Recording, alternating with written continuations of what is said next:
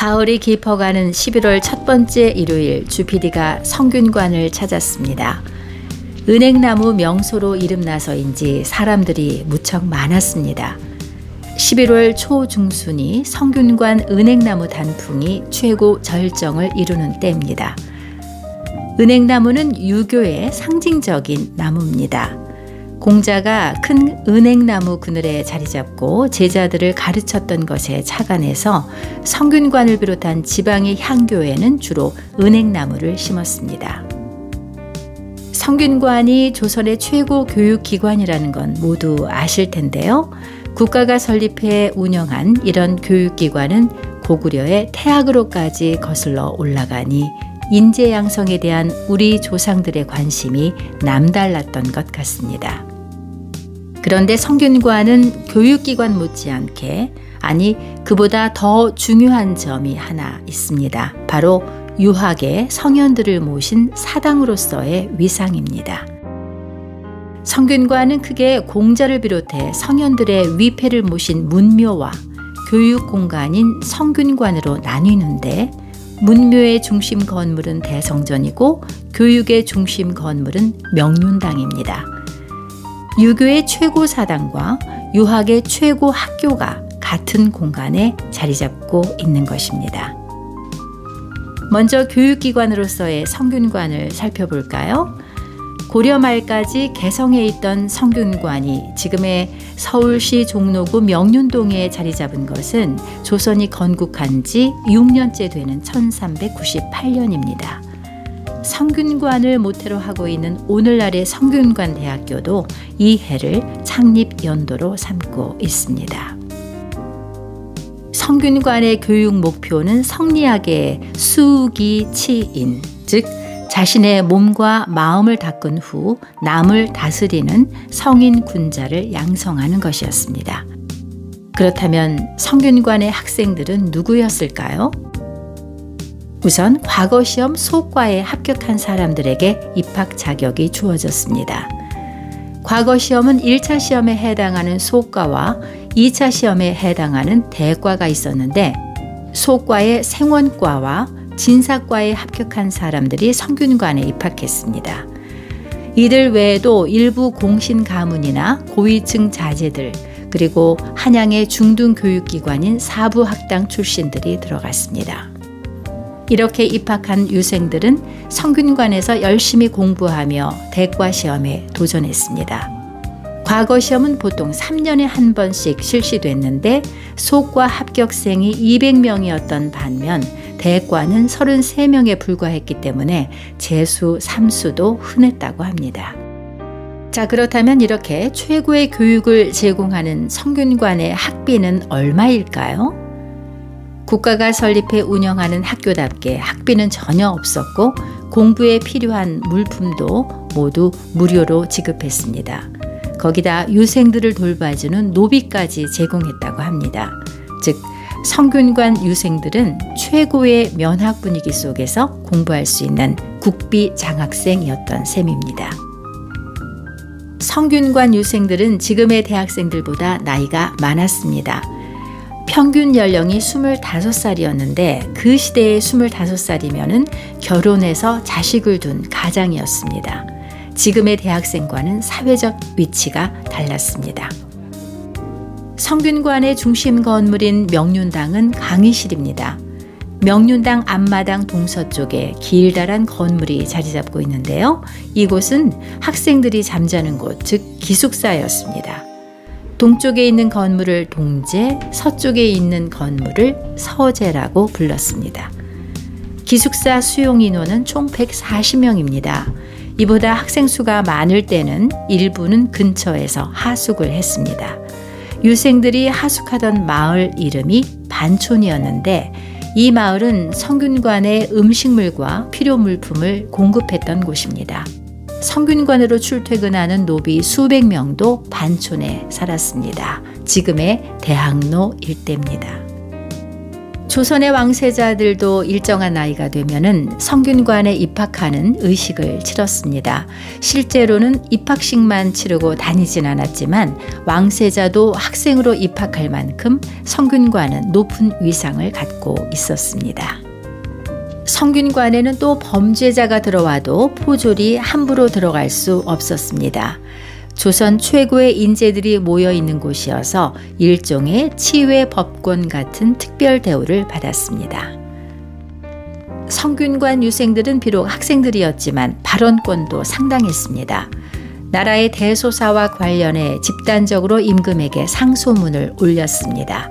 때로는 학생 식당 밥을 안 먹는 단식 투쟁을 하기도 했고 최후의 저항으로는 성균관을 비우고 떠나버리기도 했습니다. 단식 투쟁을 권당, 집단 귀가를 공관이라고 하는데 조선 왕조실록에는 96차례의 권당과 공관에 관한 기록이 있습니다. 집단 행동에 대해 임금이나 신하들이 때로는 유생들을 벌주기도 했지만 대체로 이들의 의견을 경청하고 달래가며 사태 악화를 피하려고 했습니다. 젊은이의 기계를 인정해주는 분위기가 있었던 셈이죠. 이제 사당 공간인 문묘로 가볼까요? 문묘의 중심 건물은 대성전입니다.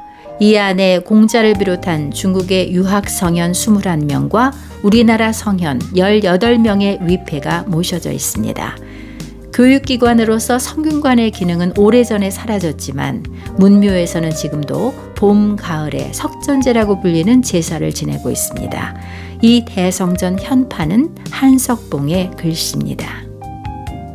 대성전에 모셔질 정도면 대유학자들일 텐데 우리나라의 18명은 누굴까요?